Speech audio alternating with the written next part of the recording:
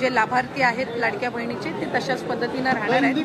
विरोधक सुरुवातीपासून त्या संबंधितला जो आरोप त्यांच्याकडून केला जातोय त्यांच्या खऱ्या अर्थानं नेहमीच सुरुवातीला ही योजना जाहीर झाल्यापासूनच त्यांना ही योजना खुपते आणि आता तर ज्या पद्धतीनं महिलांचा प्रतिसाद गेल्या 5-6 महिन्यापासून मिळत आलेला आहे त्यातून तर विरोधकांमध्ये एक नैराश्य या योजनेच्या संदर्भामध्ये पसरलेला आहे आणि तेच ते बहिणींच्या मध्ये पसरवण्याचा प्रयत्न करतायत। पण हे महायुतीचं सरकार सक्षम आहे। आदरणीय मुख्यमंत्री देवेंद्रजी फडणवीस साहेब, उपमुख्यमंत्री एकनाथजी शिंदे साहेब आणि उपमुख्यमंत्री अजितदादा यांच्या नेतृत्वाखालचं असणारे महायुतीचं सरकार हे लाडकी बहीण योजना अशाच पद्धतीनं पुढे सुद्धा सक्षमपणे कार्यरत आणि यशस्वीरित्या आम्ही चालू ठेवणार। साधारणपणे त्या संदर्भातला योग्य तो निर्णय राज्याचे मुख्यमंत्री आणि दोन्ही उपमुख्यमंत्री घेतील। आम्ही आमच्या पद्धतीनं जी काही योजना आणि जो काही निधी हा आमच्यापर्यंत लाडक्या बहीण योजनेचा विभाग म्हणून येतो तो त्या महिलांच्या खात्यापर्यंत थेट पोहोचवणं,